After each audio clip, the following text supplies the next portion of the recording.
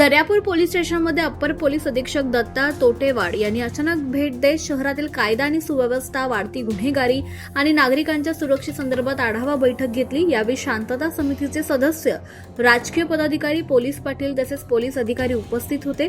बैठकीत शहर आणि ग्रामीण भागातील विविध समस्यांवर सखोल चर्चा करण्यात आली। विशेषतः शहरात वाढत असलेल्या गुन्हेगारीच्या घटनांबाबत शांतता समितीच्या सदस्यांनी चिंता व्यक्त केली आहे। दारू, गांजा, चाकू तसेच इतर घातक शस्त्रे काही तरुणांच्या हातात खुलेआम दिसत असल्यानं कायदा आणि सुव्यवस्थेचा प्रश्न निर्माण होत असल्याचं सदस्यांनी निदर्शनास आणून दिलं।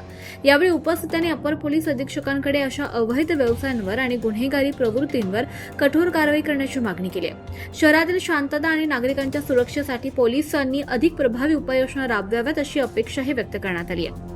दरम्यान अप्पर पोलीस अधीक्षक दत्ता तोटेवाड यांनी नागरिकांच्या सूचना गांभीर्याने घेतल्या जातील असं सांगत शहरातील गुन्हेगारीला आळा घालण्यासाठी पोलीस प्रशासन अथक प्रयत्न करणार असल्याची ग्वाही दिली। कायदा आणि सुव्यवस्था अबाधित ठेवण्यासाठी तसेच अवैध धंद्यांवर कारवाईसाठी विशेष मोहिमा राबवण्यात येतील असं देखील त्यांनी स्पष्ट केलंय। अप्पर पोलीस अधीक्षकांच्या भेटीमुळे दर्यापूर पोलीस स्टेशनसह संपूर्ण पोलीस यंत्रणा सतर्क झाल्याचं चित्र पाहायला मिळालं।